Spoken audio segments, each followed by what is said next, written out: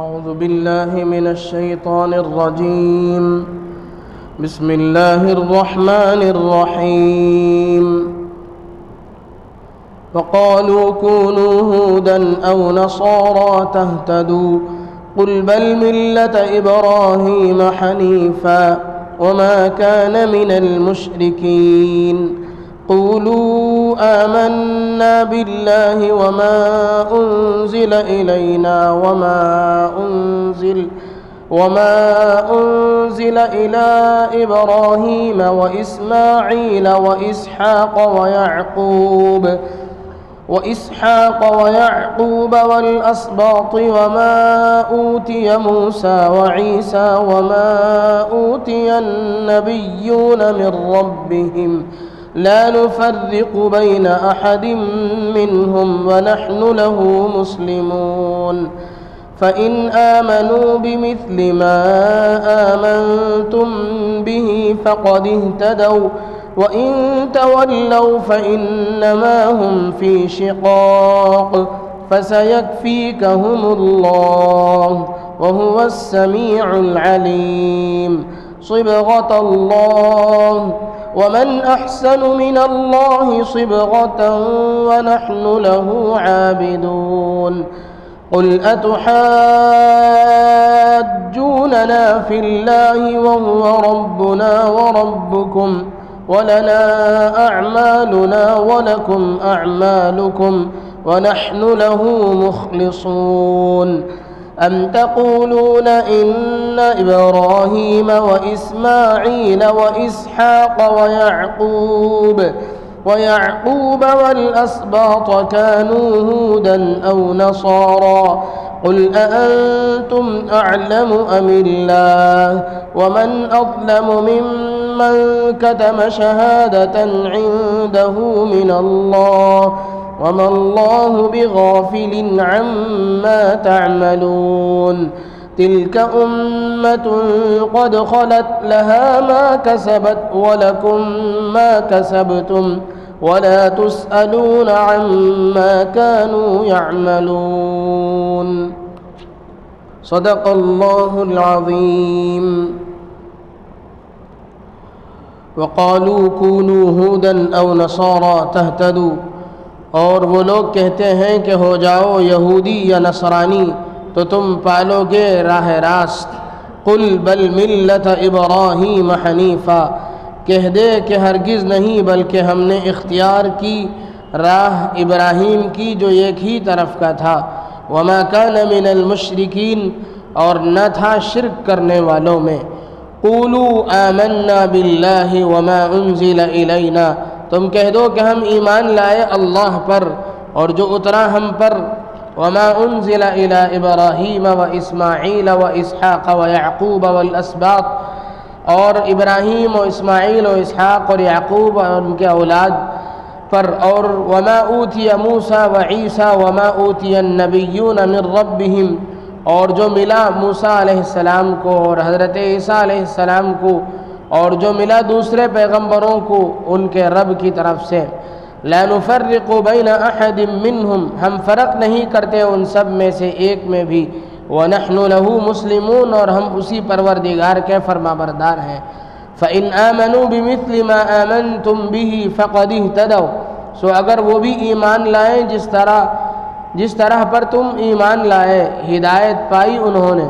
وإن تولوا فإنما هم في شقاق، اور اگر پھر جائیں تو پھر وہی ہیں ضد پر.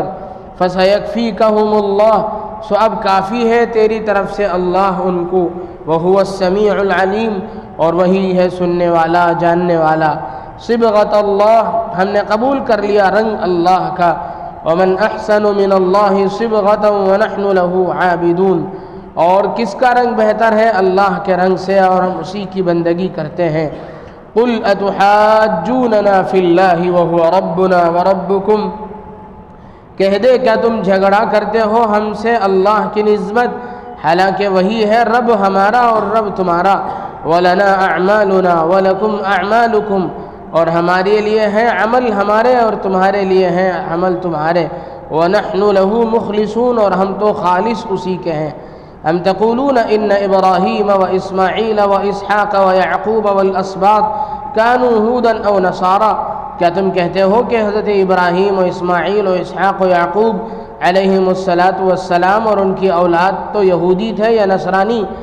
قل اانتم اعلم ام اللہ، کہہ دیجئے کہ تم کو زیادہ خبر ہے یا اللہ کو۔ ومن اظلم ممن کتم شہادۃ عندہ من اللہ، اور اس سے بڑا ظالم کون جس نے چھپائی وہ گواہی جو ثابت ہو چکی اس کو اللہ کی طرف سے۔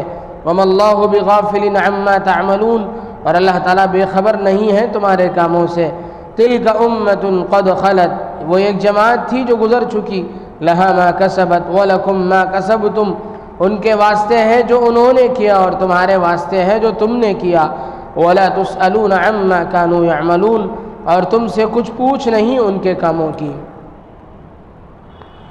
میرے محترم بزرگوں دوستو، یہ سورہ بقرہ کی آیت نمبر 135 تا 141 تقریباً 7 آیتیں ہیں۔ ان آیات میں اللہ تبارک و تعالیٰ نے یہود کی طرف سے ہوئے چند اعتراضات کا جواب دیا ہے، اور مذہب حق کیا ہے، کسے کہتے ہیں، اس کی وضاحت فرمائی ہے۔ ان آیات سے یہ پہلا پارہ ختم ہو جاتا ہے۔ سب سے پہلی آیت ہے وَقَالُوا كُونُوا هُودًا أَوْ نَصَارَىٰ تَهْتَدُوا۔ اللہ کے نبی حضرت محمد الرسول اللہ صلی اللہ علیہ وسلم کے پاس یہود و نصارہ مختلف مواقع میں آ کر مختلف باتیں کہتے تھے۔ چنانچہ یہودیوں کا ایک بڑا سردار تھا جو یہودیوں میں بڑا عالم سمجھا جاتا تھا، یہودیوں کا مانا ہوا آدمی سمجھا جاتا تھا، عبداللہ ابن سوریہ اعور۔ عبداللہ ابن سوریہ اس کا نام تھا، اعور تھا، وہ ایک آنکھ سے کانا تھا۔ علم تو تھا اس کے پاس اس زمانے کا، ان کے مذہب کا علم تو تھا، لیکن یہودیوں کے اندر ان کی فطرت میں شرارت رچی بسی تھی، تو وہ شریر بھی تھا اور مذہب حق سے لوگوں کو ہٹانے کی خوب کوشش بھی کرتا تھا۔ تو اللہ کے نبی صلی اللہ علیہ وسلم اور حضرات صحابہ کے پاس آ کر کے اس نے کہا کہ تم لوگ یہودی یا نصرانی ہو جاؤ تو ہدایت مل جائے گی تم لوگوں کو۔ وہ یہ کہتا تھا کہ یہودی ہو جاؤ یا نصرانی ہو جاؤ،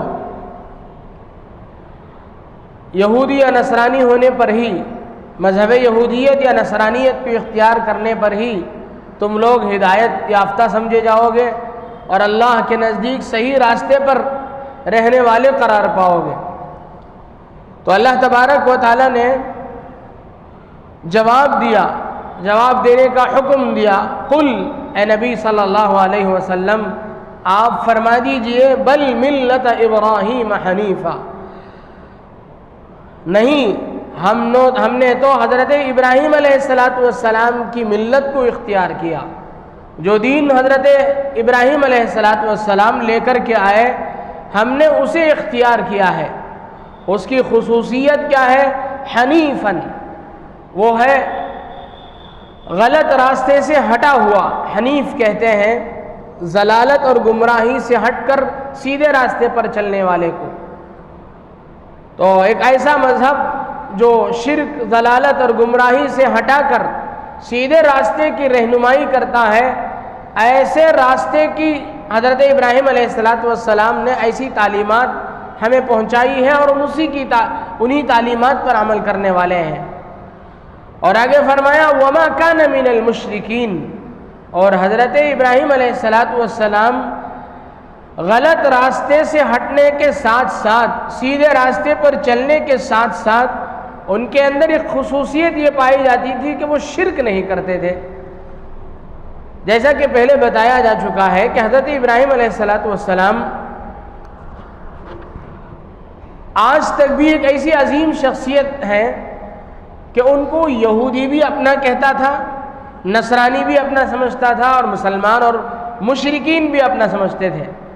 مشرکین کے اندر جیسا کہ میں نے بتلایا کہ مشرکین کے اندر بھی مشرکین مکہ کے اندر بھی حضرت ابراہیم علیہ السلام کی بعض خوبیاں پائی جاتی تھیں.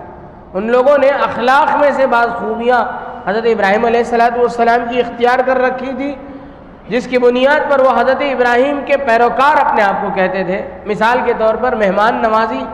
حضرت ابراہیم علیہ السلام بڑے مہمان نواز تھے، کبھی اکیلا کھانا پسند نہیں کرتے تھے. چنانچہ عربوں نے مہمان نوازی ان سے لی، کبھی ان کو مہمان کے ساتھ کھانے میں بڑا مزہ ملتا تھا عربوں کو، اور آج بھی عرب بڑے مہمان نواز ہیں. اس طریقے کی اور کچھ چیزیں حضرت ابراہیم علیہ السلام کے طریقے سے ان لوگوں نے اختیار کیا، لیکن شرک کرتے تھے. شرک کرتے تھے اور اللہ کے علاوہ کو اللہ سے شریک ٹھہراتے تھے. یہود کہتے تھے وقالت الیہود عزیر ابن اللہ، یہود یہ کہتے تھے کہ حضرت عزیر علیہ السلام اللہ کے بیٹے ہیں. وقالت النصارى المسیح ابن اللہ، اور نصارہ عیسائی یہ کہتے ہیں کہ حضرت عیسیٰ علیہ السلام اللہ کے بیٹے ہیں. تو یہ لوگ حضرت ابراہیم علیہ السلام کی تعلیمات میں سے بعض کو مانتے تو ہیں لیکن شرک کرتے ہیں. اللہ کے نبی صلی اللہ علیہ وسلم نے فرمایا کہ ہم حضرت ابراہیم علیہ السلام کی، ہم یہودی یا نصرانی نہ ہو کر کے حضرت ابراہیم علیہ السلام کی تعلیمات پر عمل کرتے ہیں، لیکن جس طریقے کا انہوں نے طرز اختیار کیا تھا، گمراہی سے، ضلالت سے ہٹ کر کے، اور اسی طرح شرک کو پوری طریقے سے چھوڑ کر کے ہم اس طریقے کی تعلیمات کو اختیار کرتے ہیں حضرت ابراہیم کی. لہذا ہم ہی حق پر ہیں اور ہم ہی ہدایت پر ہیں. اور آگے فرمایا کہ تمہاری تعلیمات اور تمہارے اعمال میں اور ہمارے اعمال میں بڑا فرق ہے. یہود اور نصارہ کی ایک بات ان لوگوں کے اندر ایک مشترک طور پر ایک چیز یہ بھی پائی جاتی تھی کہ یہود نصارہ کو گالی دیتے تھے اور ان کو گمراہ کہتے تھے، اور ان کو ہی نہیں ان کے نبیوں کو بھی گالی دیتے تھے. اور نصارہ یہودیوں کو گالی دیتے تھے بلکہ ان کے بڑوں کو بھی گالی دیتے تھے. قرآن کہتا ہے وقالت الیہود لیست النصارى علی شیء، یہود کہتے ہیں کہ نصارہ حق پر نہیں ہے. وقالت النصارى لیست الیہود علی شیء، اور نصارہ کہتے ہیں یہود حق پر نہیں ہے، یہود کسی چیز پر نہیں ہے. اور ان یہودیوں اور نصرانیوں نے حضرات انبیاء کرام علیہم السلام کی شان میں گستاخیاں کی، گزشتہ انبیاء کی شان میں گستاخیاں کی، اور ان کی تعلیمات کو نہیں مانا ان لوگوں نے. اور بلکہ بعض یہودیوں کی بعض قبیلوں نے، بعض جماعتوں نے حضرات انبیاء کرام علیہم السلام کا قتل تک کیا. لیکن مسلمان ایک ایسی قوم ہے کہ مسلمان اس وقت تک مسلمان نہیں ہو سکتا جب تک کہ وہ اللہ کی طرف سے بھیجے گئے تمام نبی کو حق نہ مانے. ایک مسلمان حضرت عیسیٰ علیہ السلام کو بھی یہ سمجھتا ہے کہ وہ حق پر تھے، اور ایک مسلمان حضرت عیسیٰ علیہ السلام کو بھی یہ سمجھتا ہے کہ وہ اللہ کے بھیجے ہوئے نبی ہیں، وہ حق پر تھے، ان کی تعلیمات سچی تھیں. یہ بات الگ ہے کہ حضرت رسول خدا صلی اللہ علیہ وسلم کے تشریف لانے کے بعد، کسی بات کی شریعت آنے کے بعد، اللہ تعالیٰ کا ایک نبی، بعد کا نبی آنے کے بعد اللہ تعالیٰ پہلے نبی کی تعلیمات کو خود سے منسوخ کر دیتے ہیں. اس لیے ان کی تعلیمات پر، جن تعلیمات کو ہماری شریعت اجازت دیتی ہے اس پر تو عمل ہو سکتا ہے، لیکن نبی کو گمراہ نہیں کہا جا سکتا، اور آسمان سے اللہ کی طرف سے اس نبی پر اتاری گئی کتابوں کا انکار نہیں کیا جا سکتا. اسلام میں اس کی گنجائش نہیں ہے. تو قرآن کریم میں کہتا ہے، اللہ کے نبی صلی اللہ علیہ وسلم سے اللہ تبارک و تعالیٰ نے فرمایا کہ تم ان لوگوں سے کہو کہ تمہارا کیا ایمان ہے، تمہاری ایمان کی کیا حیثیت ہے. تم اپنے نبی کو مانتے ہو، ان کی تعلیمات کو مانتے ہو، دوسروں کو گالی دیتے ہو، دوسروں کی تعلیمات کو غلط قرار دیتے ہو، جبکہ ہمارا مسئلہ ایسا نہیں ہے.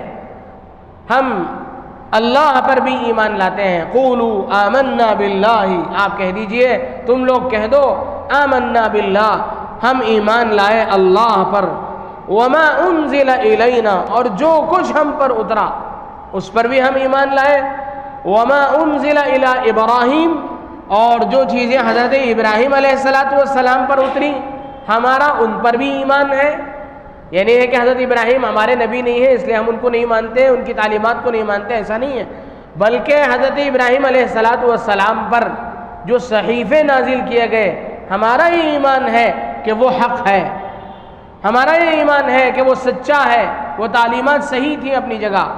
وہ اسماعیل اور حضرت اسماعیل پر، اور حضرت اسحاق علیہ السلام پر، اور حضرت یعقوب علیہ السلام پر، والاسباط، اور ان کی اولاد پر جو کچھ اللہ کی طرف سے تعلیمات نازل ہوئیں، ان کی اولاد اسباط سبتن کی جمع ہے، سبتن کہتے ہیں جماعت کو، گروپ کو۔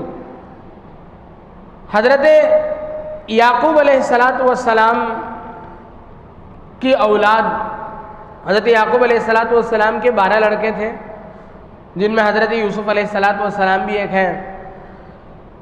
جب مصر کی طرف ہجرت کر کے یعقوب علیہ السلام حضرت یوسف علیہ السلام سے ملنے کے لیے جب یہ لوگ گئے تو اس وقت ان لوگوں کی تعداد 12 تھی، ان کے اولاد کی تعداد حضرت یوسف کو ملا کر کے کل 12 لڑکے تھے یہ، لیکن اس کے بعد ان میں سے ہر اولاد کی ہزاروں اولاد ہو گئی، اور پھر اللہ تبارک و تعالیٰ نے ان کی نسلوں میں بہت سارے انبیاء کرام بھیجے، جتنے انبیاء کرام دنیا میں آئے ان کی بڑی تعداد بنی اسرائیل میں ہے، حضرت یعقوب علیہ السلام کے اولاد میں۔ تو کہتے ہیں والاسباط، اور حضرت یعقوب علیہ السلام کی اولاد پر جو نازل ہوا، اولاد سے مطلب ان کی اولاد میں جو انبیاء پیدا ہوئے ان لوگوں پر جو کچھ نازل ہوا ہم اسے بھی حق مانتے ہیں اور اس پر بھی ایمان لاتے ہیں۔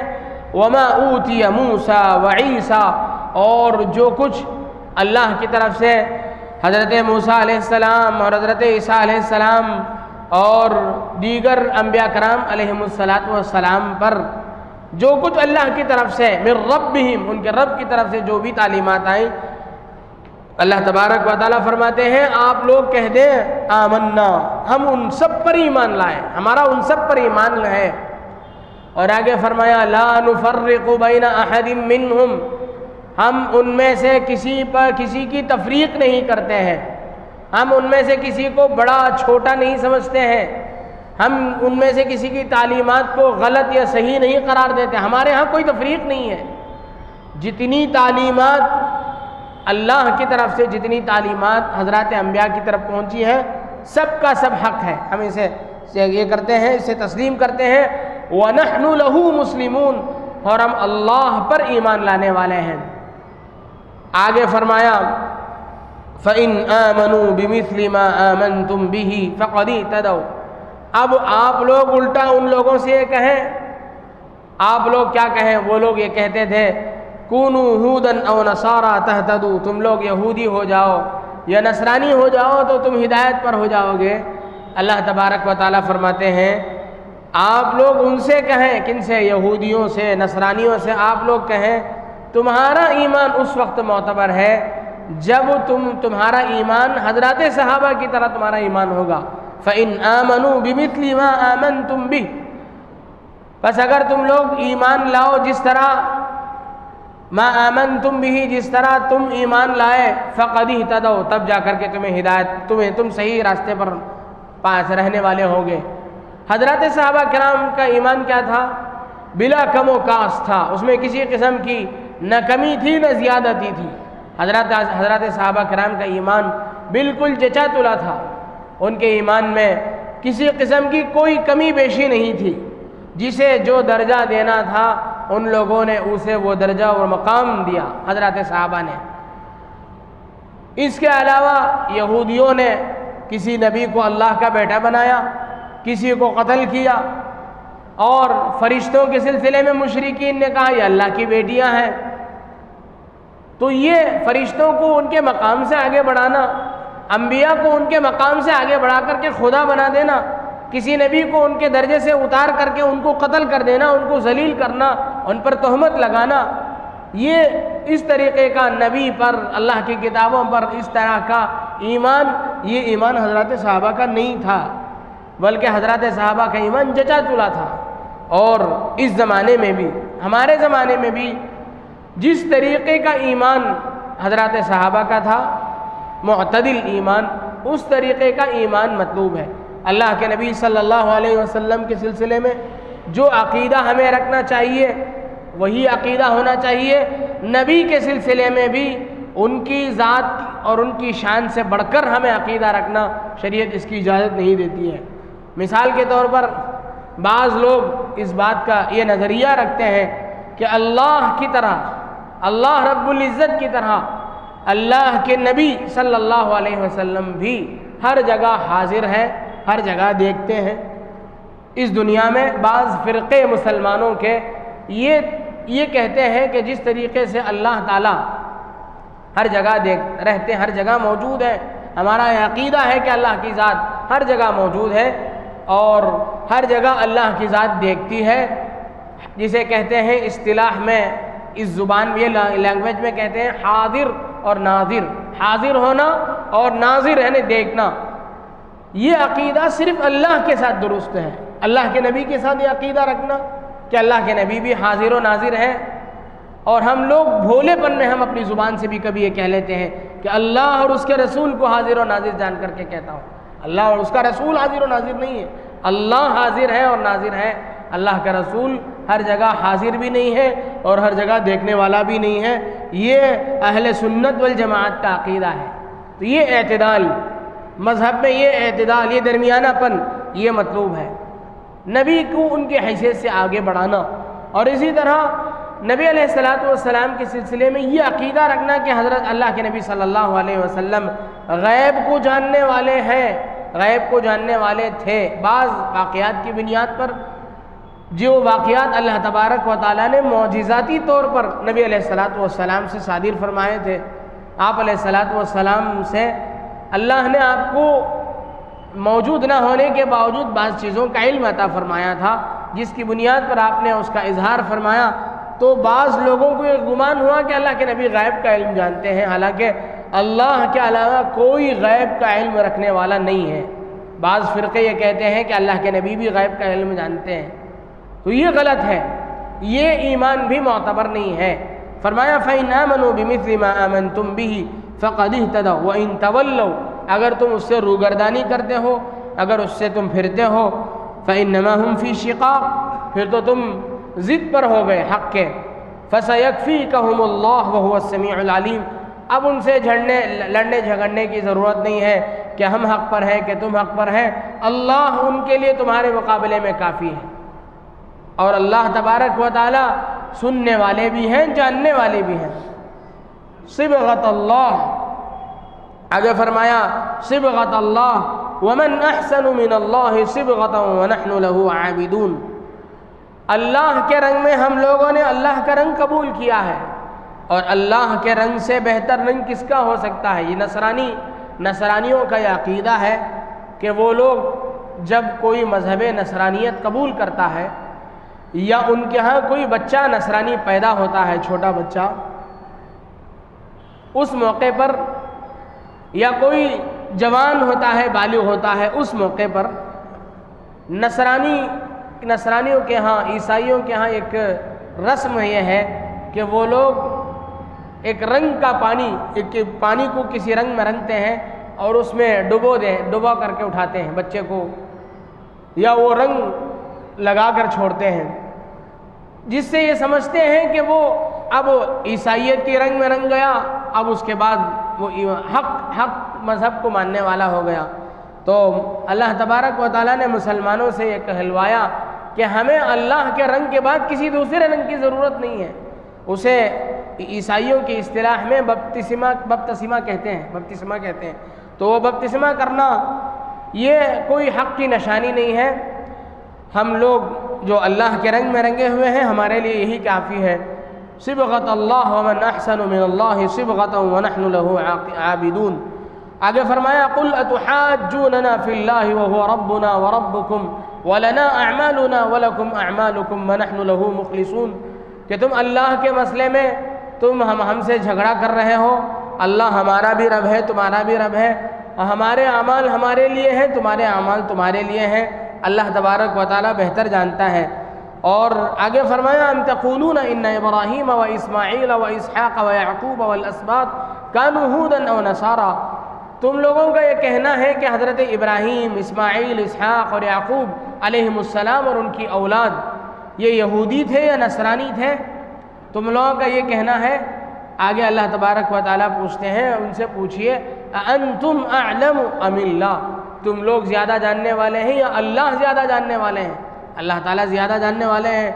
وَمَنْ أَظْلَمُ مِمَّنْ كَتَمَ شَهَادَةً عِنْدَهُ مِنَ اللَّهِ، اور بڑا ظالم ہے وہ شخص، اس سے بڑا ظالم کون ہو سکتا ہے جو اللہ کے ہاں اللہ سے شہادت کو چھپائے۔ وَمَا اللَّهُ بِغَافِلٍ عَمَّا تَعْمَلُونَ، تم جو شہادت کو چھپاتے ہو اللہ اس سے غافل نہیں ہے۔ یہودیوں کے ہاں ایک خاص چیز یہ پائی جاتی تھی کہ وہ علم کو اور حق بات کو چھپانے کے عادی تھے۔ آج بھی یہودیوں کے ہاں علم کو چھپانے کا مرض پایا جاتا ہے۔ اسلام میں علم کو چھپانے کی اجازت نہیں ہے، علم عام کرنا چاہیے۔ اللہ کے نبی صلی اللہ علیہ وسلم نے حدیث پاک میں فرمایا من سئل عن علم علم، کسی نے کسی بات کے سلسلے میں، کسی چیز کے سلسلے میں کسی نے پوچھا، اس مسئلے کے بارے میں وہ جانتا تھا، ثم کتم، لیکن جانتے ہوئے بھی اس نے اس کو چھپایا، بتایا نہیں، اللہ تبارک و تعالیٰ فرماتے ہیں الجم یوم القیامت بلجام من النار، اللہ تبارک و تعالیٰ اسے کل قیامت کے دن، یعنی جانتے ہوئے بھی اپنے علم کو چھپانے والے کو اللہ تعالیٰ آگ کا لگام پہنائیں گے۔ جیسے گھوڑے کو لگام لگاتے ہیں منہ سے، اللہ تبارک و تعالیٰ اس کے منہ میں آگ کا لگام پہنائیں گے، حدیث پاک میں موجود ہے۔ شریعت میں شہادت کو یا علم کو چھپانے کی شریعت مطہرہ میں، ہمارے شریعت محمدیہ میں اجازت نہیں ہے۔ حضرت شاہ ولی اللہ محدث دہلوی رحمۃ اللہ علیہ فرماتے ہیں کہ جس زمانے میں جس علم کی امت کو ضرورت ہے اس کو چھپانا، اسے ڈر کی وجہ سے اسے چھپانا یا اسے ظاہر نہ کرنا حرام ہے۔ اللہ حضرت شاہ ولی اللہ محدث دہلوی رحمۃ اللہ علیہ نے فرمایا یہ الگ چیز ہے کہ امت کا ریاکشن کیا ہوگا، لوگ کیا کہیں گے، اس سے ہمیں ڈرنے کی ضرورت نہیں ہے۔ اللہ نے فرمایا فَسَيَكْفِيكَهُمُ اللَّهُ، اللہ ہمارے لیے کافی ہے۔ تو یہ چند آیتیں ہوئیں، آخر میں وہی آیت دہرائی گئی تِلْكَ أُمَّةٌ قَدْ خَلَتْ لَهَا مَا كَسَبَتْ وَلَكُمْ مَا كَسَبْتُمْ وَلَا تُسْأَلُونَ عَمَّا كَانُوا يَعْمَلُونَ۔ یہ آیت پہلے بھی گزر چکی اس جیسی آیت، اس میں اسے دوبارہ یہ آیت کو لایا گیا کہ تم اپنے بڑوں کی تعلیمات پر، ان کے اعمال کو لگ کر تم فخر نہ کرو، اس لیے کہ ان کے اعمال تھے وہ جماعت گزر چکی ہے، تمہارے اعمال تمہارے لیے ہیں، ان کے اعمال ان کے لیے ہیں، اس لیے ان کے اعمال کے سلسلے میں اللہ تعالیٰ تمہیں نہیں پوچھیں گے۔ تو یہ کچھ باتیں ہو گئیں۔ اللہ تبارک و تعالیٰ سے دعا ہوئے کہ اللہ تبارک و تعالیٰ جو باتیں ان آیات کی ذیل میں کہی گئیں ان پر عمل کی توفیق نصیب فرمائے۔ آمین۔ وآخر دعوانا الحمد للہ رب العالمین۔